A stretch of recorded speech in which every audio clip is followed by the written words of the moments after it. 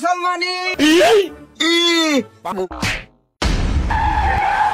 ও মনি আমি আজকে কি খুশি রে আমার নাবি ছেলের আজকে মুসলমানি সবাই নাচ সবাই নাচ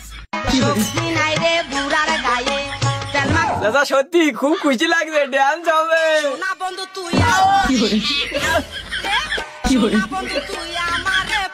আব্বা আজকে আমার বিয়ে বন্ধু তোমায় ডাক পারি আমার বাড়ির ঘর খালি আইরে বন্ধু ঘরে আই যৌবন আমার দেউ খেলায় ও মনির আব্বা তুমি একলাই নেছো না আমারও শখ আছে আমারও তো নেও ছিল যে আশা আমি বাঁধবো আজ রাইতে তোমার আমার খেলা ফাইনাল আজ রাইতে তোমার আমার খেলা ফাইনাল তোমায় ডাক পারি আমার বাড়ির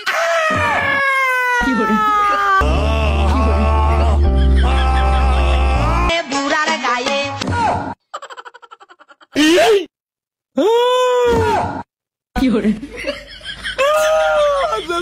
রক্ত বেড়ে গেছে তোমরা নেতা আমি নেট বলা তুই মাঠে নামে গেলি থেমে তুই মাঠে নামে গেলি থেমে তু বলে বন্ধু তোমায় আমার বাড়ির ঘর খালি আইরে বন্ধু ঘরে আই যৌবন আমার ওগো নাচলি হবে না ওই ছেলে কেন করে শুই দাও আমি যন্ত্রপাতি সব নিয়ে চলে আইছি নাচলি হবে না রে যে সুন্দর গান হচ্ছে না নেছে বা কি করবে ও ও কি সুন্দর গান গো কি সুন্দর গান নাচো মন্ত নাচো মনি যা যা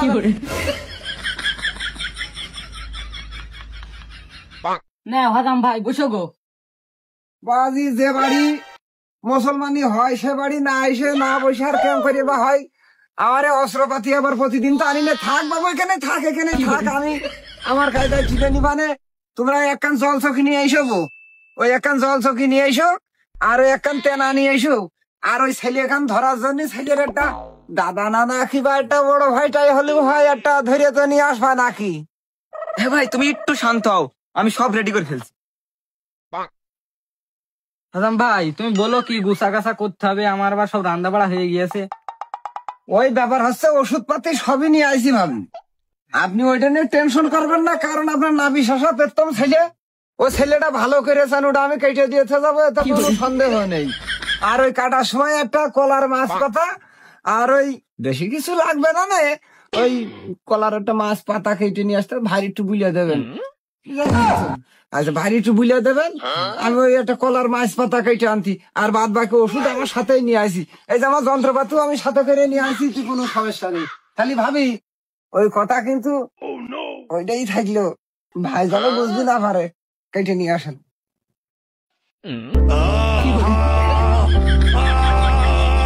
এটা ছোট আর আমি বড় একটু দেখে শুনে কেটো আমি ওই যন্ত্রণা একবার পোহাইছি ভালো করে ধরেছি হবে না এই ধরাই ওই ধরাই হবে না বিশেষ করে আমার এই চোখে আবার একটু পাওয়ার কম লাগে তো এইখান খুলে না আবার অস্ত্রপাতি বাপু আজকে সে আবার কালকে তোমার চাষি কইলাম একটু ধার দিতি তো ধার মনে হয় ভালোই দিয়েছে একটা এই এক কাম থাকলো আর ওই দেখ বয়েল বাড়িয়ে ওই এসে কোদালটা ধুয়েও দিইনি এটাই হবে না ধুলো তাতে সমস্যা কি ও একবারে ঠিক করে নিবানে আর আমার ব্যাগের মধ্যে সে ওষুধ পাতি আছে তো কিন্তু বাড়ির মেয়ে লোক তো বাজি খুব একটা সুতাকের নাই ওই তারপরে যতটুক গুছি গাছি দেয় অটুকি ও নেভানান পাউডারে সমস্যা নেই ভালো কাজ করে ব্যথার জন্য খুব ভালো কাজ করে ঘাট আনে আর ওই মাঝে মধ্যে একটুখানি মুছে নিতে হয় কষানি মশানি ঝরে কি না ঝরে এই জন্য এখানে আমি নিয়ে আসি বেশ ভালো মানের একটা তুলো কিন্তু বুঝেছেন তো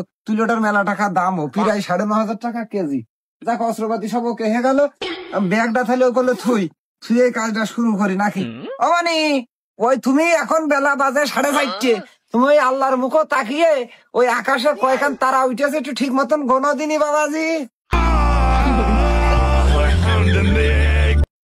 বাপু তোমার যে যন্ত্রপাতি সব তো জং ধরা তুমি যাই করো ওই এক পয়সাই করো বাজি ও আপনি কিছু মনে করবেন না আমারও অস্ত্রপাতি জং ধরা হলো ধার ভালো আছে ওই এক পয়সায় আল্লাহ দিলি লেবে চলে আসবে না, আপনি ওটা নিয়ে টেনশন করবেন না। চাচা এই যে মাছ পাতা আনতে কইলে মাছ পাতা নিয়ে আনিছি। মাছ পাতা তো বাপু একটু বুড়িও পাতার মতন হয়ে আমি পারি না। আরে মনি, তা তুই করেছিস কি? তোর কইছি কলা গাছের মাছ পাতা আনতি, তুই এই যে কচুর পাতার মাছ পাতা নিয়ে চলে আসি। ও তো ওর হনে লাগানোর সাথে সাথে তো চুলকিয়ে বাঁচবে না রে। মামুকে বাড়ির বাড়িতে যাচ্ছিলাম, এই কলা গাছ একটাও দেখিনি, এই কচুর পাতা পাইছি, এই মানকি কচুর গাছের পাতা কেটে নিয়ে চলে আইসেন। কি আর করা, না পাইয়ে নাপতি ভাতার মুরব্বীর একটা কথা কয়। তো এখন ওই কলার গাছের মাছ যেহেতু নেই, সেহেতু এখন এই কচুর পাতা দিয়ে সারতে হবে। মনি, ওই হালকা একটুখানি চুলকানো মতন হবে না। তুমি জানো বা চুলকা বাটুল খাবা না, বুঝাস তো? ওই হালকা একটু চুলকানো মতন হবে না। আমি চুলকনির মলম আছে, চুলকনির মলম দিয়ে দেবা না, তাহলে আর চুলকবে না। ঠিক আছে, তাহলে আমরা কাম শুরু করিয়ে দিই। কারণ মানে তাহলে তুমি ওই আল্লাহর মুখে তাকিয়ে, এখন এই যে বিকেল 4:30 বাজে, তুমি আল্লাহর মুখে এরকম করে তাকিয়ে কয়টা তারা আছে গুইনে কিন্তু লাস্টে আমার কবা গো। চাচা তুমি যাই করে তাই করো, আমার দোস্ত যেভাবে কেটেছো ওইভাবে তাহলে আবার কেটো না। মানে ওই তারা কিন্তু তুমি গুইনো, কারণ ওই যে জাগা বাসা বাবু আগে তো সাফ করে রাখতে হয়। তোমার বাপ মার আর কি খবর গো? দাঁড়াও।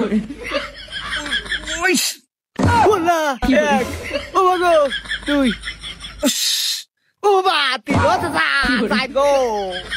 থাক থাক মনে, তুমি আর কাইন্দ না। ওই জায়গা সাফ হয়ে গিয়েছে, এখন শুধু কাটতে যা দেরি, বুঝছ তো? তাহলে তুমি ওই আল্লাহর নামে ওই দেখি ওই গনো গো বাজি, গনো গো, গনো আল্লাহ।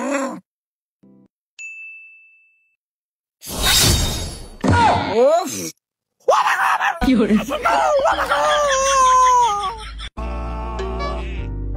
ওয়াল্লাহ আমার ছেলেরা তো বড় আত্মহত্যা কিভাবে আমি সহ্য করবো? ও ভাই, আপনি ও আত্মত্যাগ নিয়ে আপনার চিন্তা করা লাগবে না। ওরে সর্বনাশ, কি সুন্দর গোলাপ ফুলের মতন ফুটেছে। ও না তো, এই যে পদ্ম ফুলের মতন ফুটে গিয়েছে গো। আপনি কিছু মনে করবেন না। তবে আমি জড়িয়ে দিলাম, বউ ছেলে 3 কেন হোক আর 4 কেন হোক, বউ কপাল ভালো আছে। যে সুন্দর ফোটাটা ফুটেছে, তাতে এ ছেলে বারবার বিয়ে হয়েই যাবে। এই জড়িয়ে দিলাম। এই জিনিসটা চালের বাতায় গুজে থবেন, বুঝেছেন তো? ওই 7 দিন পরে পানিতে ফেলে দেবেন। আর আমি কিছু ওষুধ দিয়ে যাচ্ছি, এই ওষুধগুলো নিয়ম মতন টাইম মতন ওই ছেলের ওই জায়গায় একটু লাগিয়ে দেবেন। আর মাঝে মধ্যে আমার সাথে ফোনে যোগাযোগ করবেন। এই দেখেন দিলাম পাউডার। এই পাউডারটা আপনারা সবাই চেনেন, বেতার খুব কাজ করে, তবে দাঁতের গুড়ার। এই ব্যথাটা ওই জায়গায়, এই ব্যথার ওষুধটা ওই জায়গায় প্রতিদিন সকালে বিকেলে একবার করে লাগিয়ে দেবেন।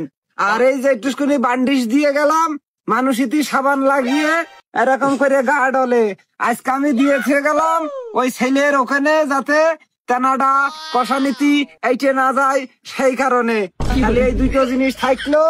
আর খাদ্য খাবার আমি বলে দিয়ে যাচ্ছি, সেইভাবে একটু খাদ্য খাবার গুলো খাওয়াবেন।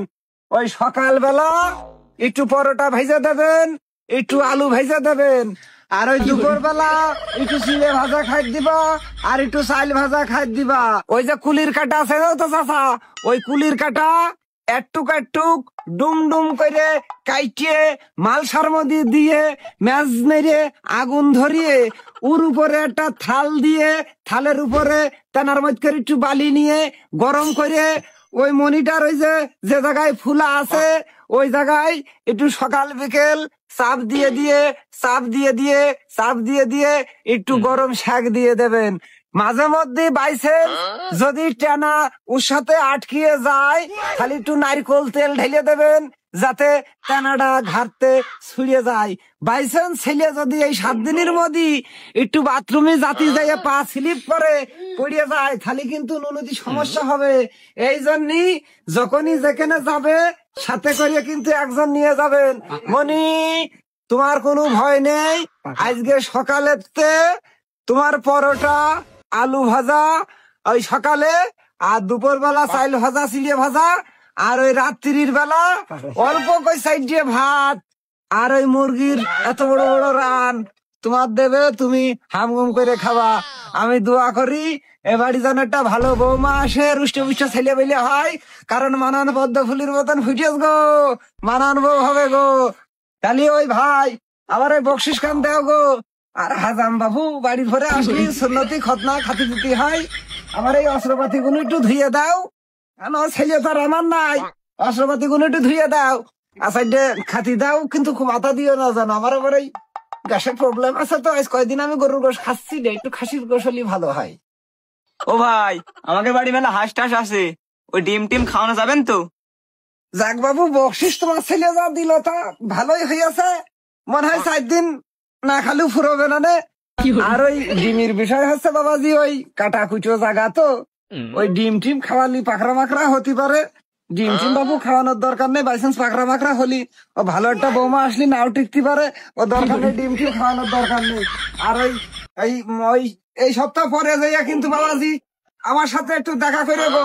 আর এই দেখো ওষুধ থাকলো, ওই ওষুধটা ভালো করে টাইম টু টাইম লাগিও। আর হচ্ছে ওই যে ওই কচুর পাতাটা চালের পাতায় গুজে থো, 7 দিন পরে ফেলবা, মনে খুব সাবধান, গুতো লাগে না জানো, বাইচান্স সমস্যা হলে আমার সাথে রুবাইলি যোগাযোগ করবা কিন্তু। তাহলে আমি আসি ভাই, আসি। কাটান আজকে ভালোই দিলাম। আর তোমরা কি দেখছো, ওই কাটান যদি কারুর দিতে হয় কমেন্ট বক্সে লিখে যাইও কার কার কাটান দিতে হবে।